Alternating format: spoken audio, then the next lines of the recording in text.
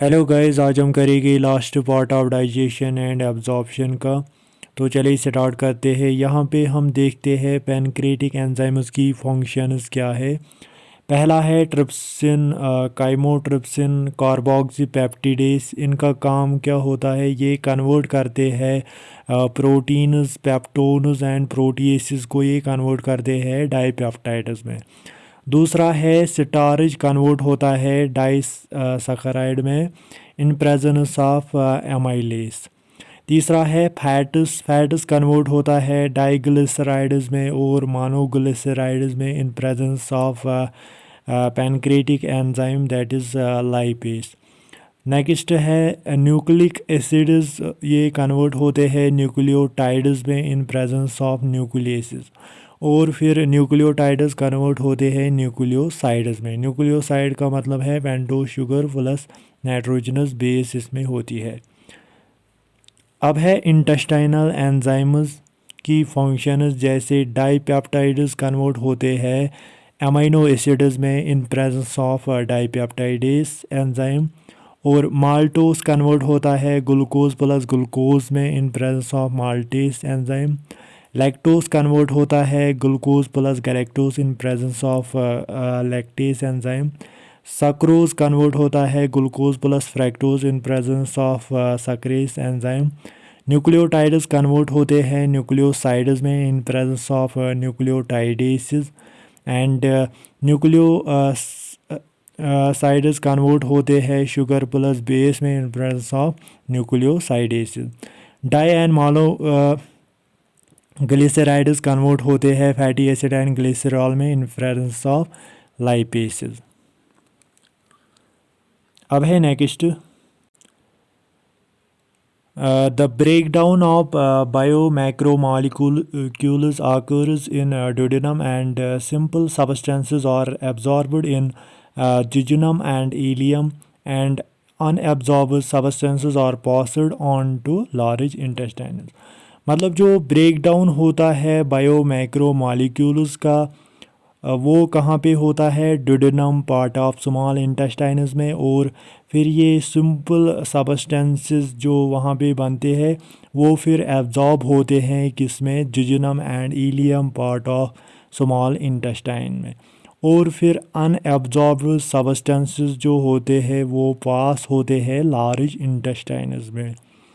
अब है next point, function of large intestine is absorption of water, minerals and some drugs and secretion of mucus. मतलब function क्या होती है large intestines की, ये एब्जॉर्ब करते हैं वाटर, मिनरल्स भी एब्जॉर्ब करते हैं, सम ड्रग्स, और ये सेक्रेट करते हैं म्यूकस।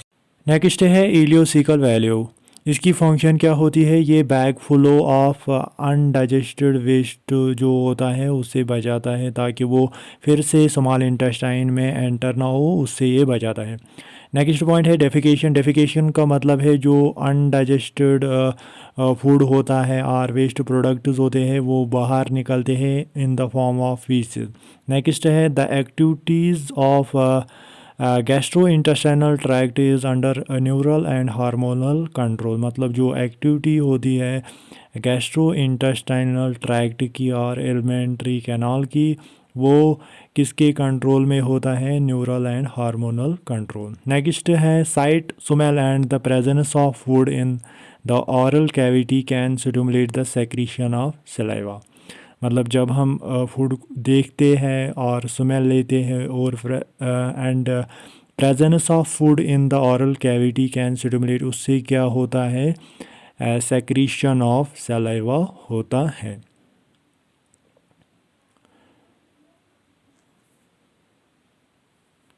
अब है next topic that is absorption of digestive products. मतलब जो ये फूड डाइजेस्ट होता है वो कहाँ से एब्जॉर्ब होता है, through intestinal mucosa into blood and lymph. मतलब कहाँ से ये एब्जॉर्ब होता है, इंटेस्टाइनल म्यूकोसा से इनटू ब्लड एंड लिम्फ में ये एब्जॉर्ब होता है। अब है जो ये फूड है ये एब्जॉर्ब हो सकता है एक्टिवली एंड पैसिवली। एक्टिवली क्या क्या फूड एब्जॉर्ब होता है, जैसे मैक्सिमम ग्लूकोज जो है वो एक्टिवली एब्जॉर्ब होता है। दूसरा है गैलेक्टोज। तीसरा है सम अमीनो एसिड्स, ये भी एक्टिवली एब्जॉर्ब होते हैं। मिनरल्स एक्सेप्ट क्लोरीन नेगेटिव, सारे मिनरल्स एब्जॉर्ब होते हैं actively except chlorine negative. Vitamin B12 ये भी एक्टिवली एब्जॉर्ब होता है। पैसिवली दो तरह से हो सकता है, सिंपल डिफ्यूजन से और फैसिलिटेटेड डिफ्यूजन। फैसिलिटेटेड मतलब इसमें कुछ कैरियर प्रोटीन्स हेल्प करते हैं। सिंपल डिफ्यूजन में जैसे some glucose, some amino acids, fatty acid and glycerol, chlorine negative and all जो भी विटामिन्स होते हैं एक्सेप्ट विटामिन B12। इसी तरह फैसिलिटेटेड डिफ्यूजन के ज़रिए फैक्टोस एब्जॉर्ब होता है, सम अमीनो एसिड्स एब्जॉर्ब होते हैं। तो जो ये फूड होता है ये एब्जॉर्ब होता है एक्टिवली एंड पैसिवली। अब है next point, fatty acids and glycerols being insoluble cannot be absorbed into blood, therefore they are first incorporated into small droplets called micelles, which move into the intestinal mucosa. They are reformed into very small protein-coated fat globules called chylomicrons. मतलब जो ये fatty acids and glycerols होते हैं ये insoluble होते हैं और ये एब्जॉर्ब नहीं हो सकते ब्लड में। ये पहले कन्वर्ट होते हैं स्मॉल ड्रॉपलेट्स में, उनको बोलते हैं micelles, which move into the intestinal mucosa, जो फिर मूव हो जाते हैं इंटेस्टाइनल म्यूकोसा में। वहाँ पे इनको फिर से ये फिर से चेंज हो जाते हैं into very small protein coated fat globules called, उनको बोलते हैं काइलोमाइक्रॉन्स, which are transported into the lymph vessels, that is lacteals in the villi। वही फिर ट्रांसपोर्ट होते हैं lymph vessels में, that is lacteals in the जो विलय में होते हैं।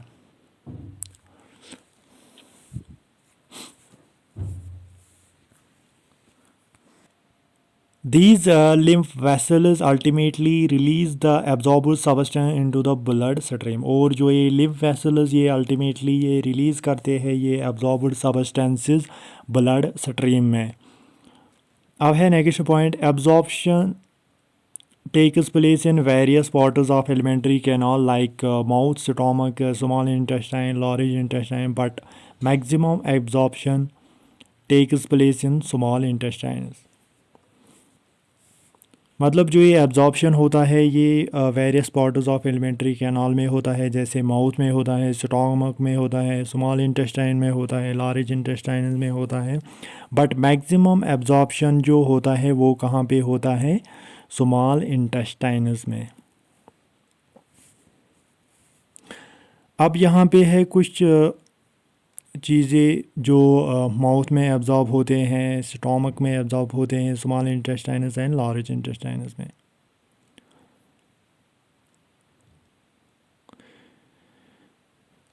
जैसे यहाँ पे है माउथ में some drugs in contact with mucosa of mouth वो एब्जॉर्ब होते हैं यहाँ पे। दूसरा है stomach, water plus simple sugars plus alcohol यहाँ एब्जॉर्ब होता है। Water, simple sugars and alcohol absorb होता है स्टोमक में।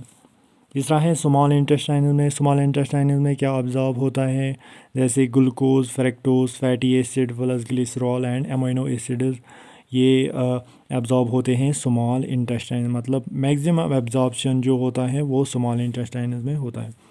फिर लार्ज इंटेस्टाइन में वाटर, मिनरल्स एंड ड्रग्स। अब है next assimilation. Absorption of food के बाद क्या होता है? एसिमिलेशन। एसिमिलेशन का मतलब है जब फूड एब्जॉर्ब होता है फिर जाके वो यूटिलाइज होता है बॉडी टिश्यूज़ में, उसको बोलते हैं एसिमिलेशन। नेक्स्ट पॉइंट है डेफिकेशन। डेफिकेशन का मतलब है वेस्ट प्रोडक्ट्स जो है वो बॉडी से बाहर निकलते हैं थ्रू मास पेरिस्टाल्टिक मूवमेंट। अब है डिसऑर्डर्स ऑफ डाइजेस्टिव सिस्टम। इसमें पहला डिसऑर्डर है जॉन्डिस। जॉन्डिस क्या होता है? इसमें लिवर अफेक्टेड होता है।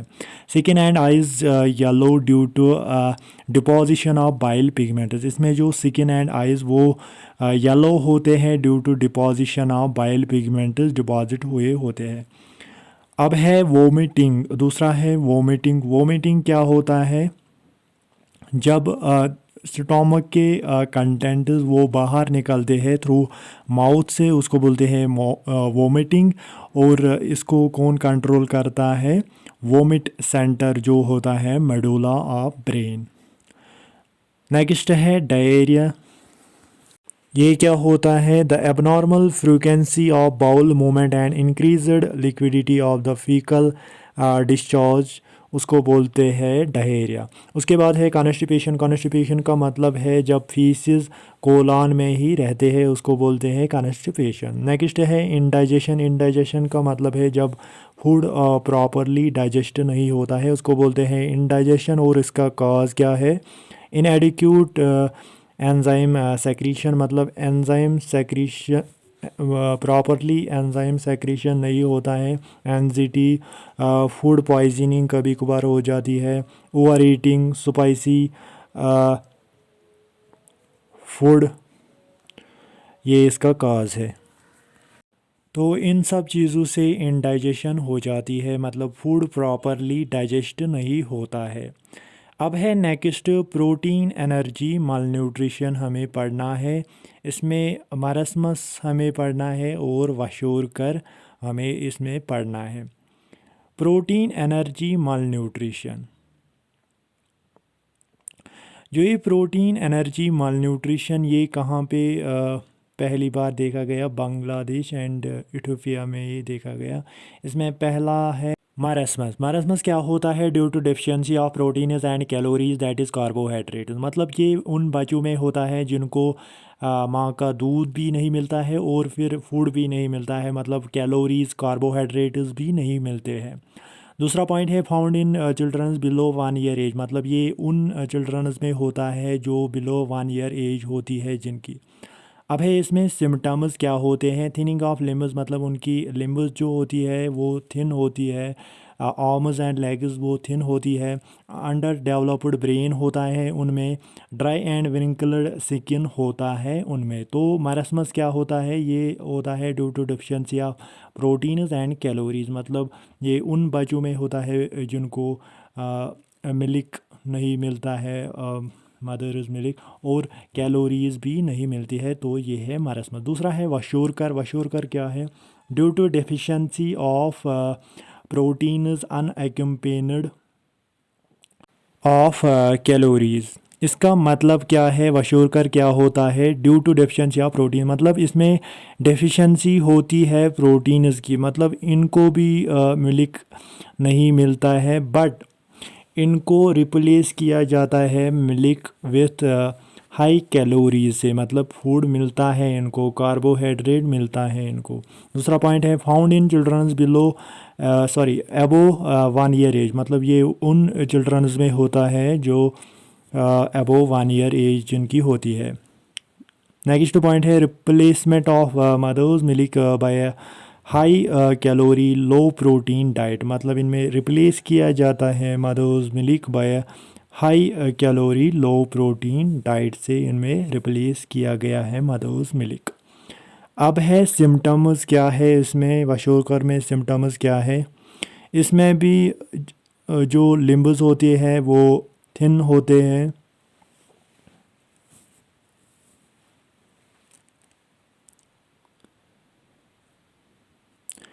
Thinning of limbs. दूसरा है अंडर डेवलप्ड ब्रेन, इनमें भी होता है, बट इनमें थोड़ा सा फैट होता है अंडर स्किन, स्किन के नीचे थोड़ा सा फैट होता है बिकॉज ऑफ कैलोरीज और कार्बोहाइड्रेट्स। तीसरा है ओडीमा, इनमें हो जाता है। ओडिमा क्या होता है?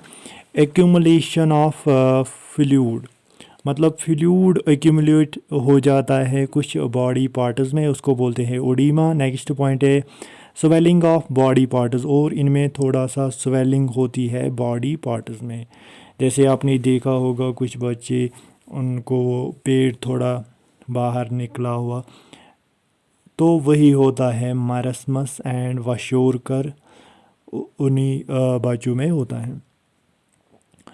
तो ये है प्रोटीन एनर्जी माल न्यूट्रिशन, इसमें दो है मरस्मस एंड वशोकर। इन दोनों के दरमियान डिफरेंस क्या है? मरस्मस में क्या होता है, उसमें प्रोटीन्स एंड कैलोरीज उनको नहीं मिलती है, वाइल एज जो वशोरकर है उसमें प्रोटीन की डिफिशेंसी होती है बट कैलोरीज उनको मिलती है। तो ये हमने आज कंप्लीट किया digestion and absorption. Thank you for watching.